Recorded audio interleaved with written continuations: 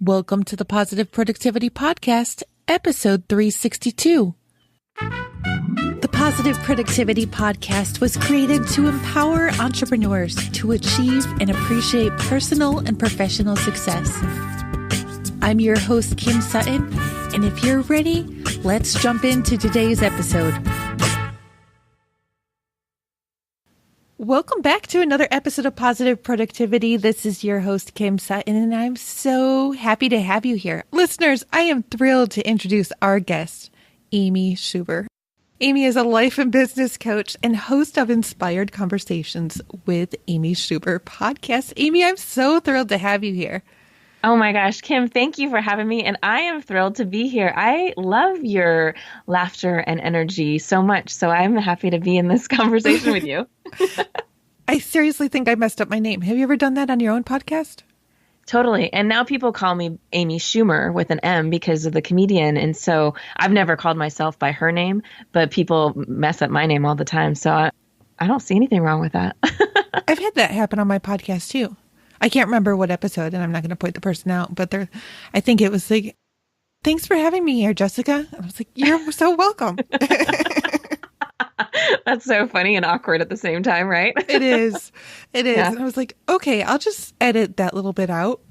Yeah. But yeah, because I don't want to put them under the bus. And I wasn't going to throw that into the blooper episode.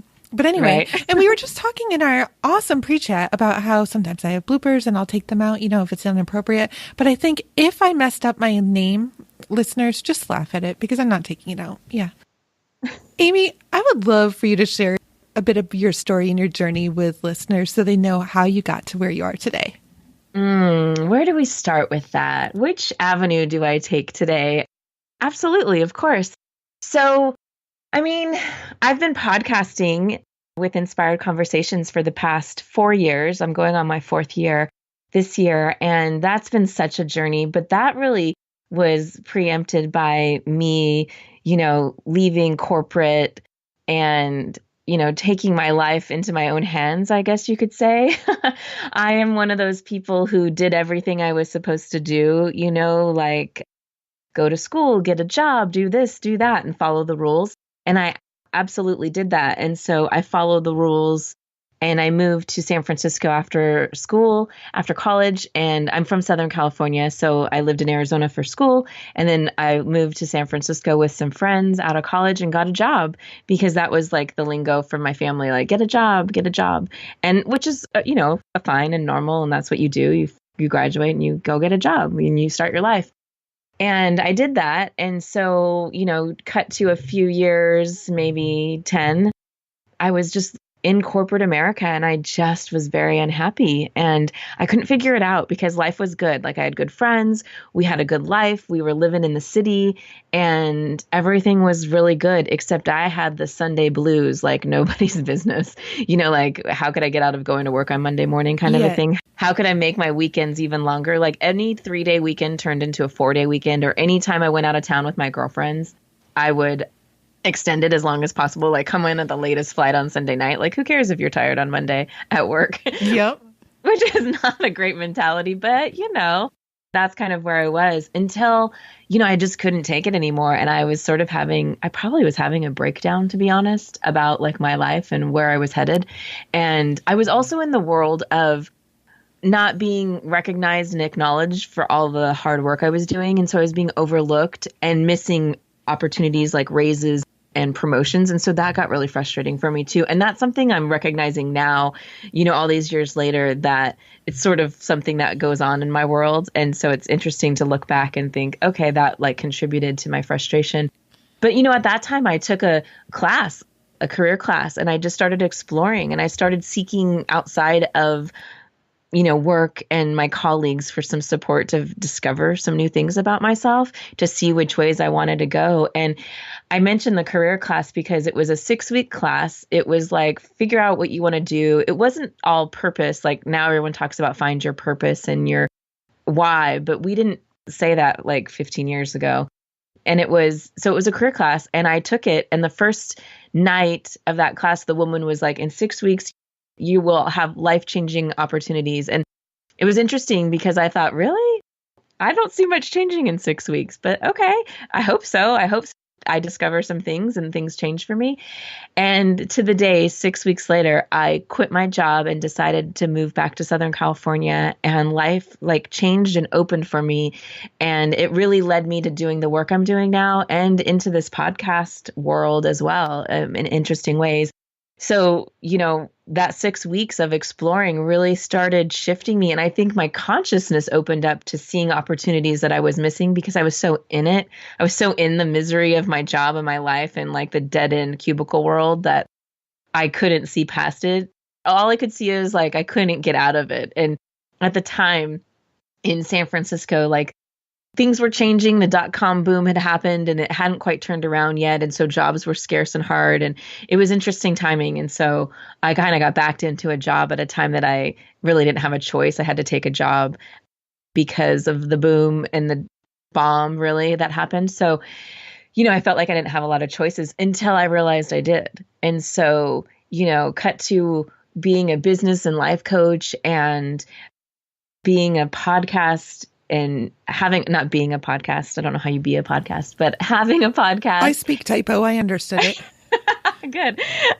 So like having the podcast has been really interesting because it's all the things that I was searching for back then, but it just that time and me taking that risk really opened up my life to what I really wanted to have unfold. And so I moved and I took some entrepreneur classes. I gave myself some space to do that self-discovery. I had a coach at the time, and I just gave myself some space until I didn't. I got a job.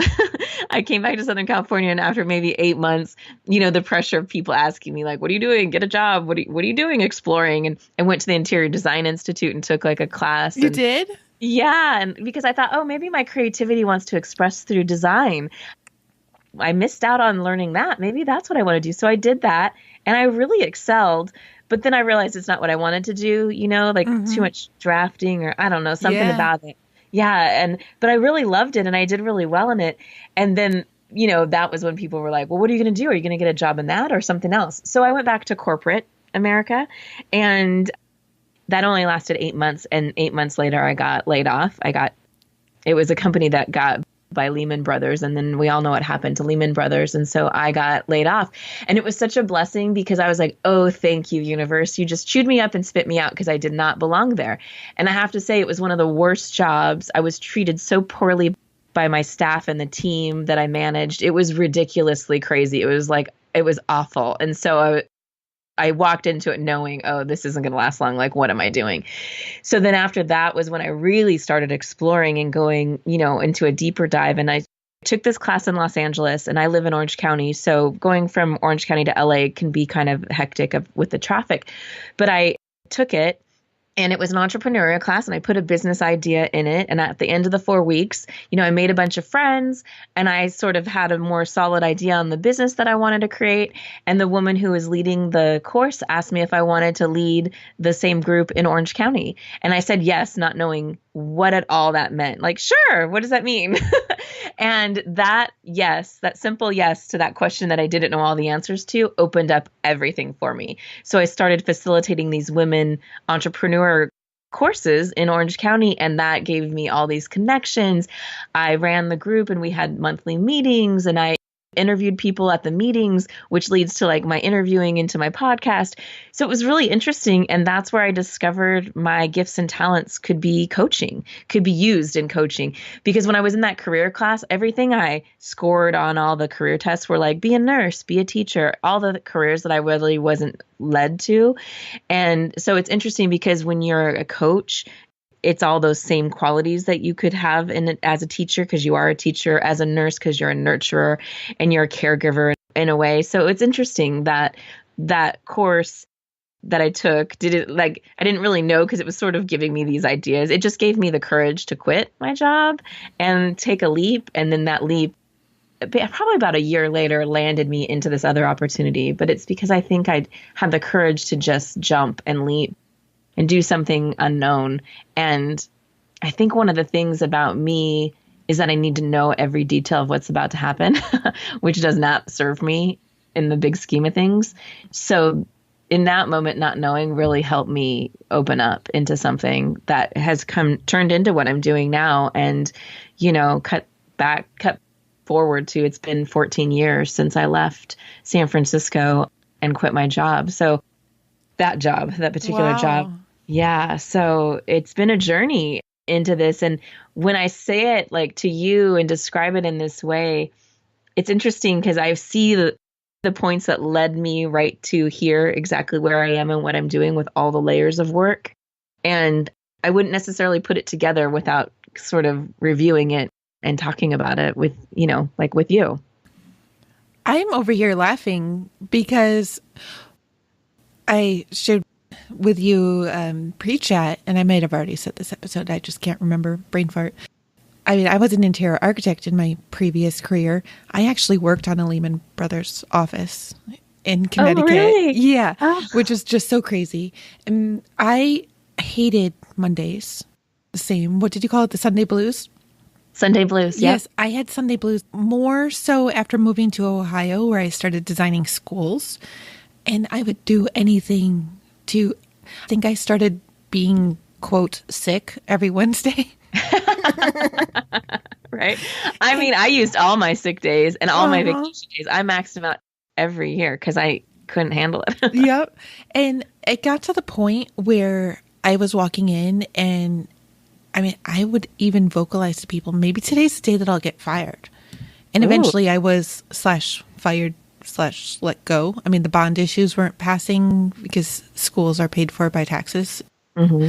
And this was 2008. So when Ohio and the rest of the country faced all of that, the bond issues stopped passing, schools stopped being built, and I lost my job. I'm very thankful for that. Actually, I ran into my boss, who we did not get along when I worked there, just because I didn't care. I didn't think about it then. I just really didn't care. Right. There's only so many ways that you can lay out vinyl floor tile in schools. Right. There's like 300 colors, but come on, give me a break. This is not what I spent way too much money on in school, was to lay out vinyl floor tiles. But I ran into her at the grocery and I was like, thank you. Like, seriously, thank you for firing me. Because had you not fired me, then I wouldn't have gotten out of my abusive marriage. I wouldn't have met my husband. I wouldn't have been introduced to the law of attraction and found my faith. Mm-hmm. And I wouldn't be here with an insane number of children and animals. And I actually started crying, and so did she. I mean, we don't always see how something that I hated that job, but I was still devastated when they let me go.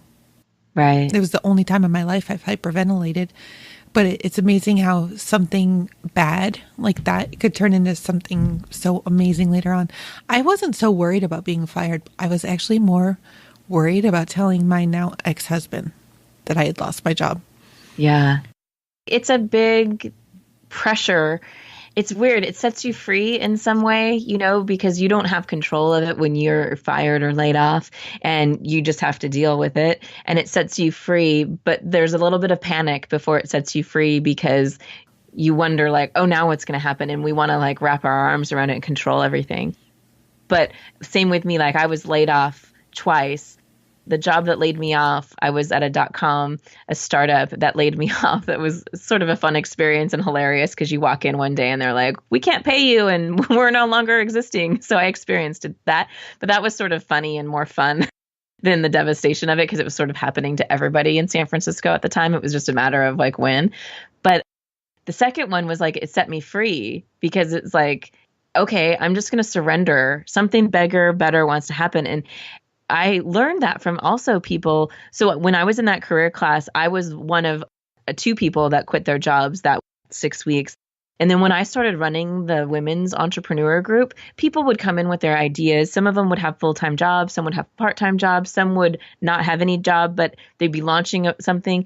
And it was so interesting, because when you put your intention towards something, people would start losing their jobs or they'd quit. And some big life moments happened, and it was like they were being set free. And I started witnessing it over and over, because when you put your intentions into something else, it just knows that you're not meant to be at that particular job or that space.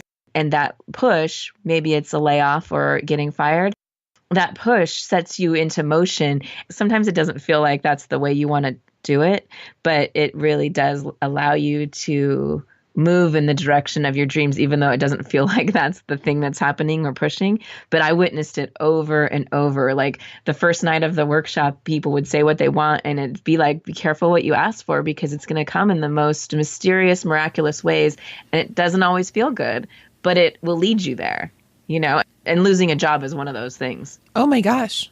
Yes. So my ex-husband, after I lost my job, he actually went and bought me a desk and all the supplies that I would need to start my own interior design business at home. Wow. Even though it wasn't what I wanted to do. But he's like, so this is what your degree's in. This is what you're going to get a job in. Mm-hmm. Well, that didn't work. Yeah. Ohio is not the Mecca. So I had already had a business, an e-commerce store, and he hated it. So he disconnected my internet. So I couldn't do it from home. So I had to get an office. But during that time, I also got introduced to the law of attraction, and I was down there one night watching the bucket list, and things were not going good in my marriage, and I knew I was on my way out. I mean, it was abusive, but I decided, okay, I am going to write a soulmate spec sheet. And it had like 57 items on it. This is what I want in any future mate that I'm with. And things escalated very quickly in a bad way, but also in a good way. I mean, because when they escalated in the bad way, I had to find an out. I mean, I wasn't making any money, but I found an apartment, and I was just lining up all my ducks so I could get out with my kids safely. Listeners, if this is your first episode, my ex lives 2 blocks away from me now. We get along better than we ever did. And we were high school sweethearts. We get along better now than we ever did even in high school. So, wow. Yeah. Well, he knows I took my stand when I left. Yeah. And he knows not to pull any of that on me or my kids ever again, or he'll have me and the cops and my now husband to deal with. But so I was on Craigslist looking for furniture for the apartment I had already secured but not moved into. And I just decided to look at the men looking for women. I just wanted to laugh at them. It's like, I had no intention of dating anybody. I hadn't found my faith yet. I was not at all religious. But all of a sudden, I clicked on this ad, and this amazing ad comes up, and it's my now husband, who met just about everything on my soulmate spec sheet. Wow. Faster than you would have anticipated, right? Yeah. And I messaged him. I was like, look, I'm about to get a divorce. I was like, if you're still single in 6 months, please repost your ad, because I would definitely like to meet you. That's not quite how it worked. Yeah. Do I feel bad, listeners, that I got with somebody else before I left my ex? Yes. It's not the right thing to do. But all things for a reason. He's found his perfect person, I hope, for both of their sakes. And I found who is definitely mine. But when you set that out there, yeah, be prepared.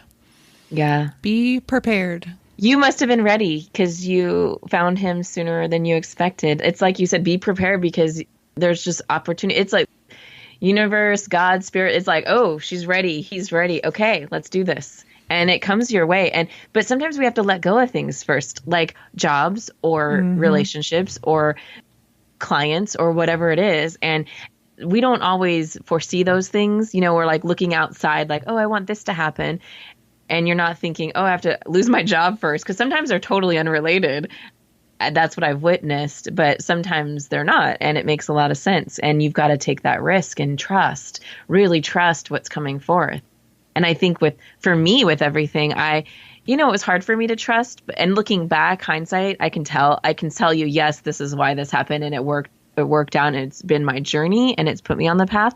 But I was also, to be transparent, I was resistant to a lot of things. I mean, I could have quit my job and moved to Southern California sooner. I had opportunities that I said no to. Yeah. I sort of waited until I was really, really miserable. I had an opportunity a couple years before to move back to Southern California to live in this amazing place at the beach. And I said no, because I really loved being in the city and I had a lot of friends, and I didn't love my job, but I said no. And one of my girlfriends said to me, Amy, if you don't take this opportunity now, I bet you won't be the first to go. You'll be the last to go. because I would have been the first one of my friends to sort of peel out of the city. Well, after that, my friends started moving out of the city and moving out of the city, getting married and changing jobs and, changing life and whatever. And when I ended up quitting and leaving, I was one of the last people to leave the city. And that's what made it so miserable for me, was because my friends were gone. My community was gone. Like my really good friends, like my family friends. And I was like, she was right. And I just, I kind of kicked myself, but it was right under my nose. It was like, here, take it. Here's a beautiful place at the beach. That place wasn't available when I moved at the time I chose to move. But I look back and think, oh, I was too resistant. It was too unknown and all these other things. So, we all go through that, but just notice when you're asking for something and then something slightly different shows up to support what you're asking for. That's a really good opportunity to say, okay, I'm going to go for it, or allow this to happen and make the change. If you could go back and do it again, do you think you would take that opportunity earlier, or do you think everything worked out how it was supposed to? I mean, if I could go back and take that beach house and live there and move, yeah, I think I would. Knowing that everyone was going to leave the city in the next year and a half and I was going to get really unhappy in my job, I probably would take that spot at the beach and change. However, if I would have done that, would I be where I am now? I don't know. Probably things would have shifted and I would have ended up doing what I'm doing, because that's what life leads you to it eventually, right? Your purpose and your truth. I think I would have probably ended up here. Yeah, I think I would. I mean, I know people say I wouldn't change a thing. I would, because I would take that beach house and live there and see what would have happened. I think I would be interested to see where I would have ended up. I'm a curious person, so I'd be curious what that path would have led me to at that time versus me being so resistant, because what I recognize in myself, and this goes, I deal with this all the time, I'm a bit resistant. A bit, maybe a lot. I ask for things and then I resist. So that's something that I work on, being more allowing of things and opportunities and not trying to control so much. I flip-flop into I go with the flow, and then I really try to control it too. So, I don't know if anyone can relate to that, but yeah, you're talking to her. I had a separation with a client just a couple weeks ago. And at first, it wasn't my choice, but I'm now in reflection, I'm happy about it. But initially, I was angry because there was a deal that was made where I would build out a site and then I would make commission for all of eternity on the income that came in. Well, I got to be totally honest. It was $200 a month, just $200. Okay.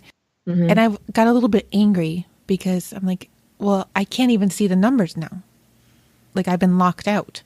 Yeah. Listeners, it was because I didn't respond to a Skype message on a weekend.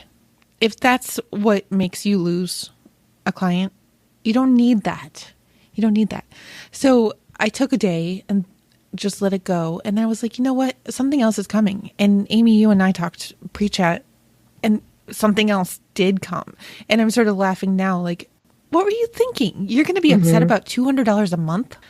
There's always something more. Yeah. This or something better, right? In the moment where we feel a little devastated, but whatever it is, $200 or something, whatever it is for you, it's just noticing like, okay, this or something better that is making room for something bigger and better that I can't see right now. And it allows the space for it. When people lose their jobs, it's like, okay, it's allowing the space for that job that you really want, or the work that you really want, or the opportunity you really desire to come in that fills everything that you desire versus us settling, right? Yeah, it limits us. I mean, you noticing that, and of course, we're always a little upset about something when it's not our choice, but I think it's always making room for something better that fits a little better with what we're really asking for in our lives. Oh, absolutely. So how did your podcast come about? I'm a curious person and I'm a coach. So I love to learn. I love to read books. I love to go to seminars. and I just kind of sop it all in. And someone told me to do a telesummit, to create a platform for my business. And so I did a telesummit. I think what a coach at the time told me, interview people and do a telesummit because you like to be in those conversations anyways. And I did. So I did a telesummit, and then someone told me, you should do a podcast. And I thought, what's that? Because I didn't really know what a podcast was. They weren't on my radar at all.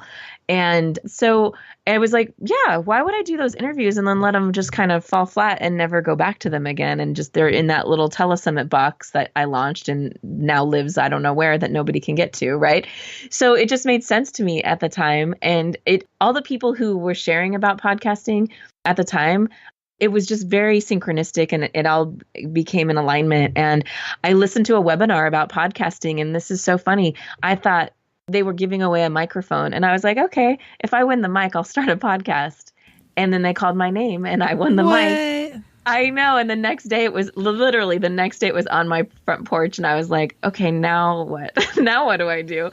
So, and I had already done about 10 interviews with those people, and I loved them. I loved being in the interviews, and I got really good feedback about my interview style. So I was like, I can do this. And so I just decided to do it. And, with the intention to build a platform. And I really love sharing people. I love sharing what people are up to, and I love to talk to people. So why not package it up in a podcast like people are doing? So that's why I started it. And I learn as much from my podcast as I hope other people learn from listening. I don't know if you have this experience, Kim. But same all the way. It's crazy. You schedule all your interviews sometimes far in advance. And I swear every time I have an interview and I'm going through something, I finish and I'm like, wow, that was just for me today. That is so interesting. I mean, it's become like my own coaching world, personal. It's for everybody. But to be transparent, like things show up for me and I have a conversation and I'm done. And I'm like, wow, I don't even need to publish that because that was just for me.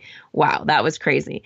And so that's kind of blown my mind. I didn't realize it was going to be like that. And no one really told me the personal journey that you have in podcasting.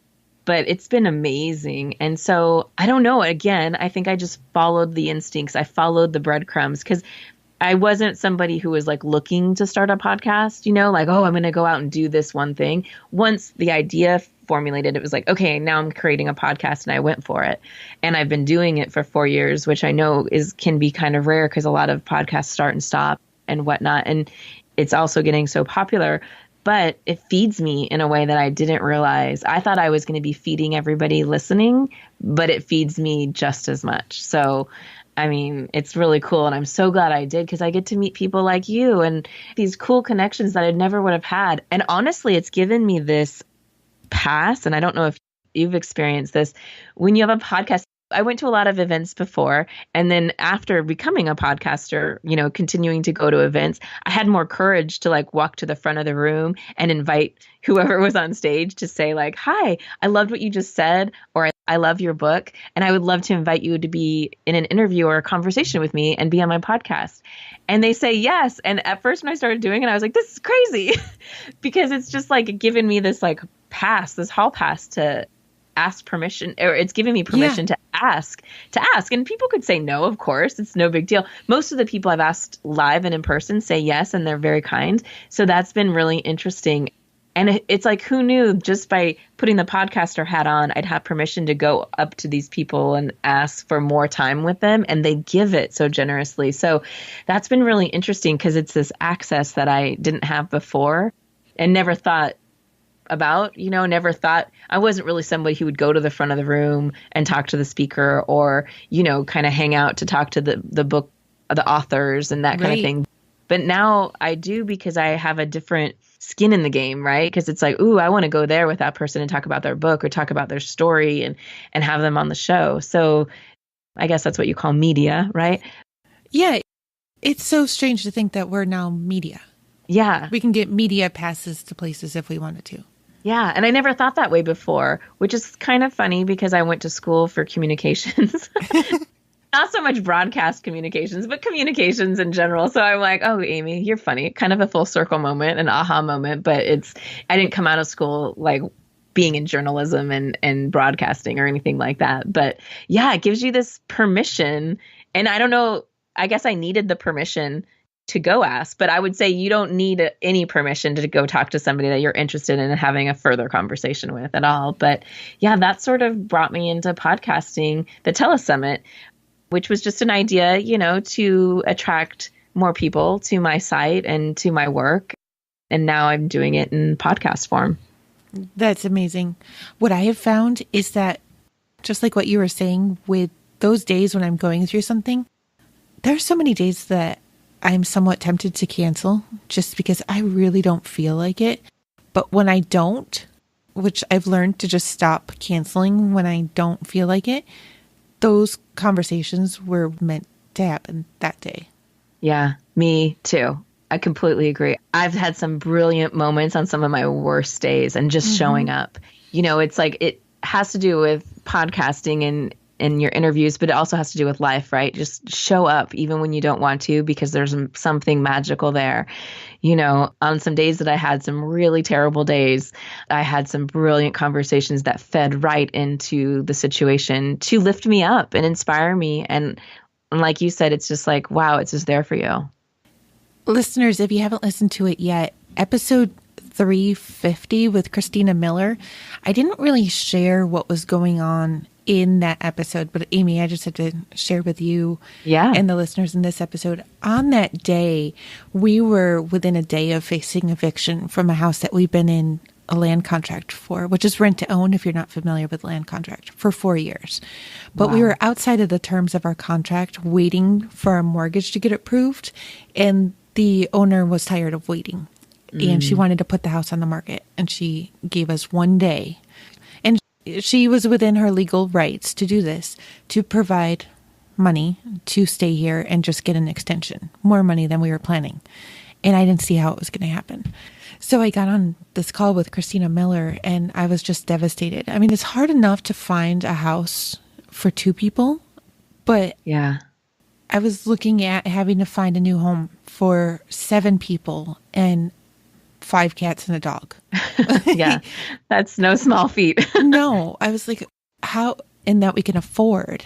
And looking around, it's the seller's market here. It's still the seller's market. And she told me on that day, I mean, she had me in tears. I mute when I am in these chats just because when you're chatting, just because I don't know what my animals or kids, if they're home, are going to do in the background. But with the mute on, I was here like sobbing with everything that she was saying. And then we got off and I just explained to her what was going on. And she said, Kim, you just need to be still and listen. And I did that. It is so hard for me to be still.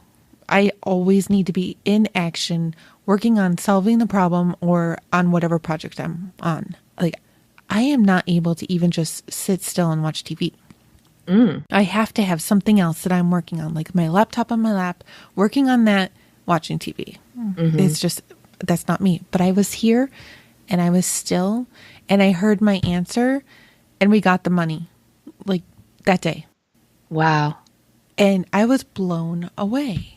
But I didn't know how I was going to do it. And my husband was home that day and I went in and showed him.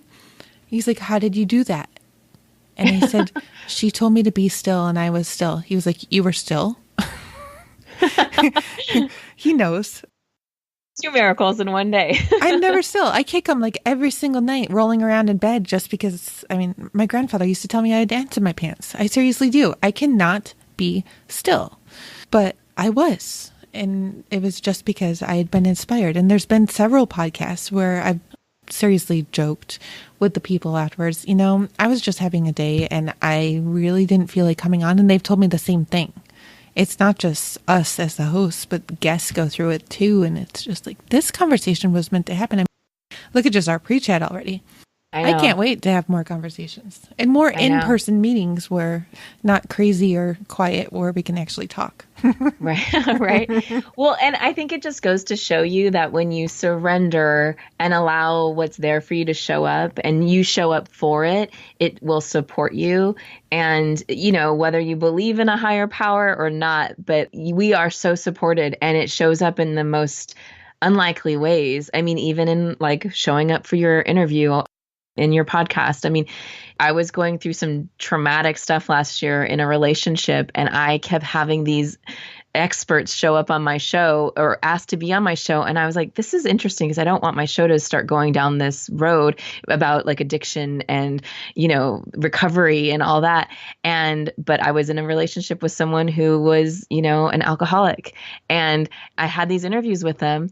And at the end of the show, I would tell them, I wasn't really transparent when I was interviewing them about my situation, but when we finished the interview, I would share, and they were also very gracious and loving and nice. And most all of them gave me their cell phone numbers, which was so unexpected because they were strangers to me.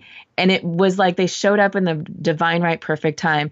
I'm not in that relationship anymore, and no more of those experts have shown up on my doorstep to ask for an interview. It's like this grace that shows up to support you. And it's just so very interesting that that's how it works. I mean, and it works in all kinds of ways in our lives. So I say to everyone listening, like, just notice where it's showing up for you, because it's unexpected. Like, that was so unexpected to me in that specific, very, very specific situation. And so, it looks all different ways at all different times for people, but just notice. But yeah, if we allow ourselves to show up, it shows up to support us at the same time. That is so interesting that you said that about having all those experts. I have a whole bunch of mindfulness experts showing up right now. They want you to sit still. Uh-huh. Yeah. You just put the pieces together for me perfectly. I want to back up for a second, though. When I asked you if you would do it again, one of my favorite movies is Sliding Doors with Gwyneth Paltrow. Yes, I love that movie. Yeah, I can watch it over and over again. And I've thought about it numerous times. One of my other favorite movies is What Dreams May Come. And my husband said he would find me, just wherever I was. Mm-hmm. But I don't know, because 2 of my kids may or may not be here if I went back and did it again. They're also the biggest pains right now. They'll grow out of that. Right. Yeah. Yeah.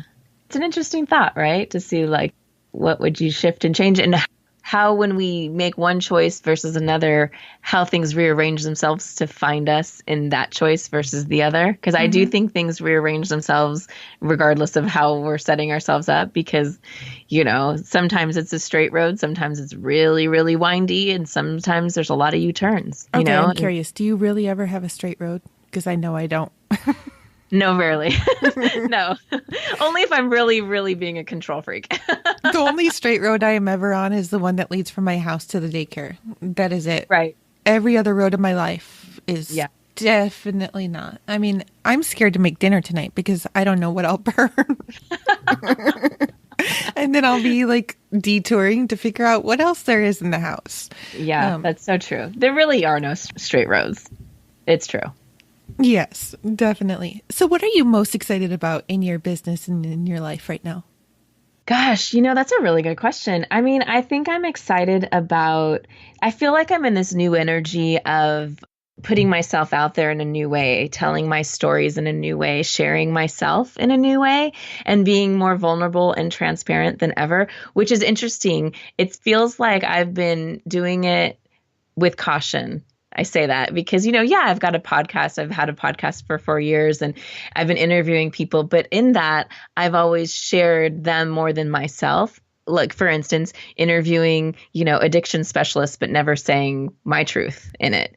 When I was really in it, right? And so I feel like there's something about me showing up differently and fully self-expressed that I'm excited about, and that I've been guarded. And I think when we're guarded in our lives, the opportunities show up, but maybe I'm not aware of them in a certain way, or I'm not willing to be a certain way and to show up for them. So that's probably what's been happening in the past. And I think I've gotten to a place where I really just feel my truth, and I feel my voice, and I feel more confident than ever in my business and my work. And things are shifting, and I'm changing the way I'm doing some of my coaching and bringing on clients. So that feels really good and exciting. And I'm excited about my podcast because we were talking about this in the pre-chat, just about creating some new systems and things to have it be easier to be found and seen out there is, important to me, because it can be overwhelming. And I think to let go of the overwhelm and have it be easier is something that I'm really looking forward to. And I love living an easy world where everything is easy. Because when I get to the place where things feel hard, if I just say, oh no, I'm going to put this in easy world, things just shift and rearrange and it gets easy. And I know it sounds silly, but one of my early interviews, Julia Rogers Hamrick, shared that with me. So it's not my story. It's not my quote. Easy world is her thing. And she taught me about it. But I tell you, when I just say, okay, I'm in difficult world and I'm going to let it be easy, it gets really easy. And I say that to try it, whatever language you want to put around it, but easy world works for me. And I think maybe this chapter of my life, I'm just letting things be a little bit more easy and allowing it to be easy and not so controlled by me. I love that, allowing it to be easy. Now, I have to mention, you're in your 300 episodes in. I noticed that it got a lot easier in my podcast for me to be me and stop worrying about taking all the bloopers out when I reached 300. Yeah, maybe that's a moment. Maybe that's the pivot moment where we sort of take our energy back out of it. Yeah, because, you start it with an intention, like I'm going to have these interviews and I'm going to do this, I'm going to do that. And you really are in it, like, practicing that. And I think maybe it's a moment where you hit your stride. I don't know. That's a good point, Kim, to notice a comfort level with what we're sharing. Maybe. Yeah. Yeah. Well, Tom Singer, one of our mutual acquaintances, said, well, he's a speaker. He said, after the 300th speech, you really begin to find your groove. And that stuck in my head. And then I noticed it somewhere around 310, 315. I was like, wow, I just left a blooper in there on purpose. It wasn't missed. And that felt really good. Yeah, right? Maybe it's that 10,000 hours. Maybe 300 episodes is like 10,000 hours. It definitely, sometimes it feels like it. Between it feels like recording and editing and posting and all of that. Yeah. Yeah, maybe that's that moment that we're hitting the peak moment. Yeah, I think so. I'm going to take it that way and see what happens from here. Yeah. I can't wait to follow up with our virtual coffee. I know. Report in. Yes, definitely. Amy, this has been an absolute pleasure. Thank you so much for coming on. And I can't wait to have you back on at some point. Oh my gosh. Thank you, Kim. I love being in conversation with you. You have such a variety of things to share. And I love your perspective and energy. And just knowing you from meeting you live and in person, I just love associating with you and being with you. So thank you for having me. It's a real gift and honor and pleasure to be here. Oh, you're welcome. And thank you again. Where can listeners find you online and connect and listen to your podcast and so much more? Oh, you can find me at amyschuber.com. It's SCHUBER. And all social media is Amy Schuber.